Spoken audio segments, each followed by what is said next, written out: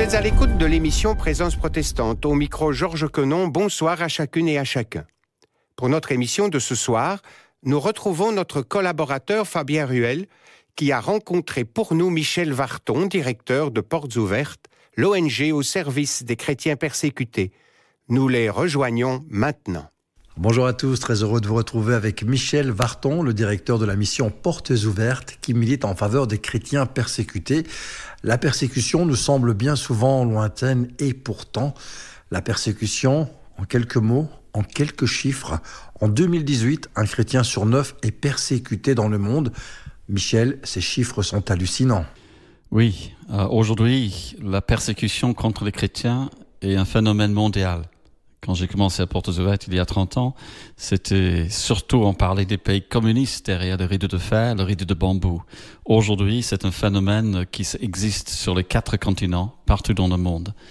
Et c'est un problème qui s'empire, qui devient de plus en plus grave. Triste constat en tout cas. Comment se décline-t-elle cette persécution ? Nous, à Portes Ouvertes, on voit 3 pôles, 3 centres de persécution. Il y a le Moyen-Orient. Je pense que la plupart des gens qui ont suivi les actualités depuis quelques années savent que l'Église chrétienne dans des pays comme la Syrie et l'Irak ont beaucoup souffert à cause de Daesh, à cause de l'islamisme. Mais ce n'est pas limité en Moyen-Orient à ces pays. En fait, on voit dans d'autres pays, surtout l'Égypte actuellement, donc Daesh a été repoussé, peut-être même vaincu, mais la persécution existe toujours en Irak, dans des parties du pays qui n'étaient pas sous ces extrémistes, mais aussi dans des pays comme l'Égypte, en Afrique du Nord, actuellement des difficultés pour l'Église, par exemple en Algérie. Donc, d'abord, un pôle qui est le Moyen-Orient. Et puis, il y a un deuxième pôle qui est très grand, c'est l'Asie du Sud-Est. Et peut-être c'est en Asie du Sud-Est où nous voyons la montée de persécution. Les 2 plus grands pays du monde en termes de population, l'Inde et la Chine. Et l'Inde, Portes Ouvertes actuellement, a lancé une campagne d'information, de soutien, parce que nous voyons une persécution très violente de la part des hindouistes extrémistes qui ont même dit que d'ici 3 ans, ils veulent que l'Inde soit 100% hindoue. Et donc, vous imaginez que tous les Indiens qui sont musulmans ou chrétiens, parce que c'est pas que des chrétiens en Inde, ils se sentent exclus, chassés de leur pays, et il y a une persécution là. Et puis, la Chine qui a vu, on se dit, la Chine va s'ouvrir. Ça semble être un pays qui devenait occidentalisé, qui avait des contacts avec le monde externe. Des Chinois viennent chez nous en vacances, etc. Où est le problème aujourd'hui en Chine? Mais pourtant, depuis maintenant pratiquement plus d'1 an, le gouvernement chinois voit une église qui aujourd'hui dépasse, le nombre de chrétiens en Chine dépasse le nombre de communistes dans le parti communiste.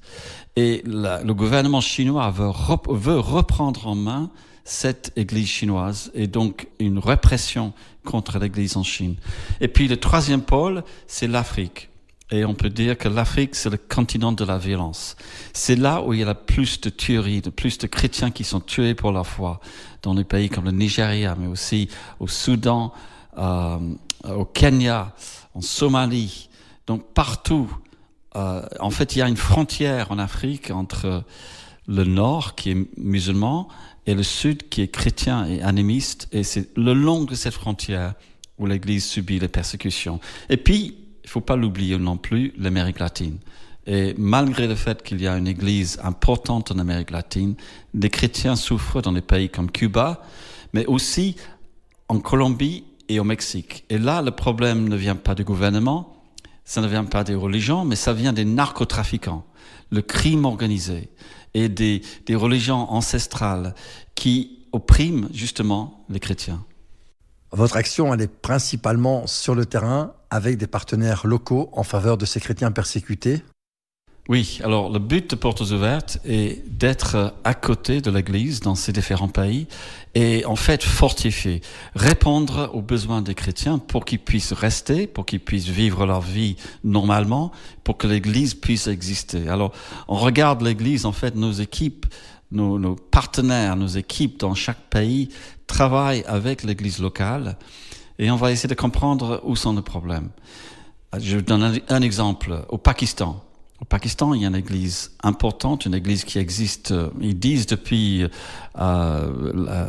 l'apôtre Thomas. Donc, ils retracent la vie de l'église jusqu'aux apôtres de Jésus-Christ. Cette église est discriminée. Les chrétiens se retrouvent souvent dans des ghettos. Et les chrétiens sont des gens qui n'ont pas appris à lire ni à écrire. Ils sont inalphabets. Et imaginez que quand vous êtes opprimé, quand vous savez même pas lire votre Bible. Alors, portes ouvertes à travers nos partenaires. Dans les églises locales, on crée des cours d'alphabétisation. Et les paysans, les gens viennent après une journée de travail. Parfois c'est des jeunes femmes, parfois c'est des garçons de 18-19 ans, parfois c'est des hommes et des femmes de 40-50 ans. Ils viennent à l'église, ils apprennent pour la première fois dans leur vie à lire et écrire.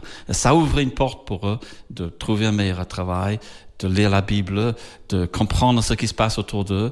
C'est une façon très simple pour aider l'église persécutée dans un pays. Et j'imagine que cette aide qui se veut quelque part holistique et ciblée, comment procédez-vous ? On va regarder toute la vie de la personne pour apporter de l'aide. Il y a le besoin de l'Église, il y a le besoin spirituel, mais aussi le besoin matériel et même émotionnel.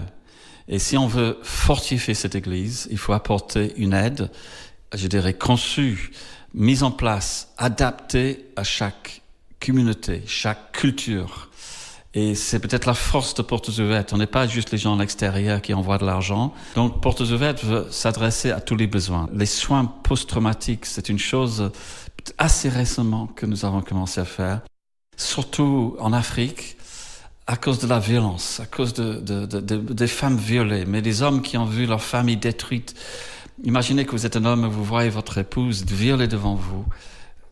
C'est pas anodin. On ne peut pas juste oublier ça. Même un chrétien a besoin de prière, de l'aide, de soins, de conseils, de savoir comment se remettre de cette souffrance. Et nos équipes sur place sont là pour faire ça. Vous êtes aux côtés des chrétiens persécutés sur le terrain, mais au-delà de ça, vous agissez aussi dans la cour des parlementaires, des politiques, au travers de plaidoyers. C'est important, ça fait partie de la vision. On s'est rendu compte il y a quelques années que on ne pouvait pas juste parler aux chrétiens de l'Église persécutée, mais on avait une responsabilité de porter ce problème devant les autorités.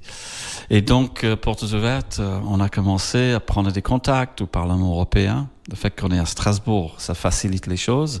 Le Conseil de l'Europe, qui se trouve aussi à Strasbourg, mais aussi, évidemment, des parlements nationaux à Paris, mais on espère peut-être un jour en Belgique aussi, ça va venir.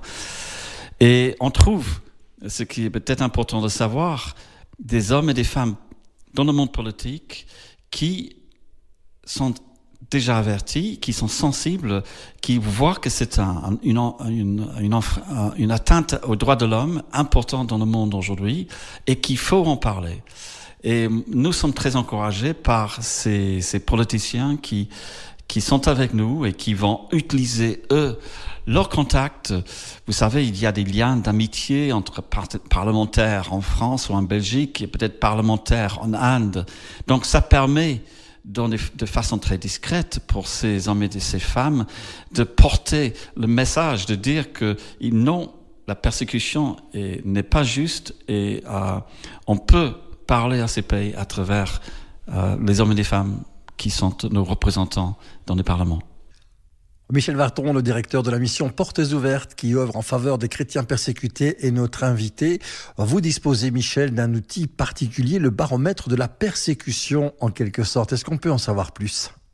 Au début, c'était un outil en interne. Le but, c'était que notre vision, c'est d'aider l'Église persécutée, mais il faudrait qu'on sache où elle se trouve, dans quel pays il y a la persécution et quel degré de persécution. Et donc, avec le temps, on a développé un questionnaire qui va en profondeur et qui peut être utilisé par des chrétiens locaux. Et donc, c'est à la base de ce questionnaire qui est utilisé, qui nous permet de donner un chiffre, parce qu'on va regarder tous les aspects de la vie. On va pas juste regarder la violence. on va essayer de comprendre ce que ça veut dire pour une personne de vivre sa vie dans ce pays. Et d'où vient la persécution peut venir de différentes façons. Ça peut venir de la famille, ça peut venir du village, de l'État, ça peut venir de gens qui discriminent, qui vous diffament en public, qui vous fassent du mal physiquement. Et donc, on essaie de comprendre tous ces aspects. Et avec ça, on a un chiffre. Et puis, après, on a une équipe qui est basée un peu partout dans le monde, mais qui en sont extérieurs, qui compare les chiffres que nous avons établis en interne avec les données que d'autres centres de recherche ont sur le pays. Et ça nous permet donc d'analyser. Et avec ça, nous avons l'index de persécution, qui est une liste de 50 pays dans l'ordre de persécution. Donc, et le numéro 1, comme vous pouvez imaginer, c'est la Corée du Nord depuis 17 ans. Un podium un peu particulier, il faut bien l'avouer. Michel, c'est très important pour Portes Ouvertes d'avoir une relation privilégiée avec l'Église. Si on n'avait pas une bonne relation avec les églises, on n'existerait pas. Parce que Portes Ouvertes, c'est quoi? C'est pas nous l'équipe. Portes Ouvertes, c'est des hommes et des femmes qui nous suivent, qui prient pour l'Église persécutée. Nous croyons que la prière est essentielle. Et donc, si Portes Ouvertes existe, si l'Église persécutés arrivent à survivre, à persévérer, c'est parce que les chrétiens ici prient. Ils soutiennent financièrement parce qu'aucun gouvernement ne donne des fonds. C'est une action qui est humanitaire, mais religieuse aussi. Donc, nos fonds viennent des chrétiens qui nous soutiennent dans notre travail. Je pense qu'il y a une sensibilité. Je pense que la France et la Belgique, ce sont des pays qui comprennent la persécution. Peut-être parce que des années de guerre, Deuxième Guerre mondiale, l'occupation, je pense qu'il y avait une génération de chrétiens qui avaient vécu ça, qui comprenaient la persécution quand on a commencé. Aujourd'hui, le monde, l'Église persécutée n'est pas loin. Ça commence à nos frontières, en Afrique du Nord. Donc, oui, il y a vraiment un soutien très solide dans les églises. Notre entrevue touche à sa fin. Si je vous dis « aimez vos ennemis », qu'est-ce que cela vous inspire? Alors, ce sont des paroles de Jésus, évidemment. Ce sont des paroles peut-être les plus radicales qu'il a dites. Aimez vos ennemis. Et il le dit, Jésus, dans le contexte de l'Église persécutée, de ceux qui seraient haïs pour la foi, persécutés à cause du nom de Jésus. Je ne peux pas dire que tous les chrétiens persécutés aiment le persécuteur. Ça serait trop facile à dire. Nous avons entendu des témoignages des chrétiens très honnêtes qui ont dit non au début. Je voulais la revanche. Je voulais pas aimer ces persécuteurs.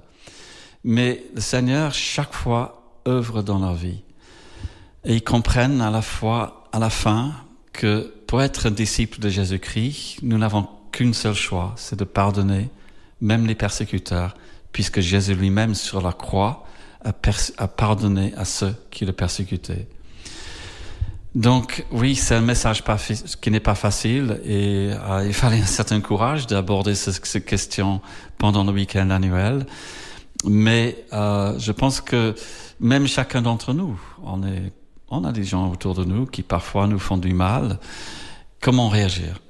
Est-ce qu'on est amer? Ou est-ce qu'on leur pardonne? Est-ce qu'on les voit à travers la grâce de Jésus-Christ, la grâce de Dieu qui nous a aimés? Dieu, vous savez, a pardonné chaque personne qui vient à lui à travers le sang de Jésus-Christ. C'est un acte où Jésus lui-même a aimé ceux qui étaient auparavant ses ennemis, au moins qu'il l'ignorait, qu'il le rejetait, qu'il n'aimait pas. Et donc c'est à cause de cet amour que le Christ a pour nous que nous pouvons aimer ceux qui sont autour de nous. Michel Varton, merci d'avoir pris le temps d'être avec nous. Et pour aller plus loin, rendez-vous sur le site portesouvertes.fr. À très bientôt. Vous pouvez réentendre cette émission sur la persécution des chrétiens dans le monde sur Ovio et aussi sur notre site www.aprt.be. C'était La Voix protestante. Je vous souhaite une très belle soirée.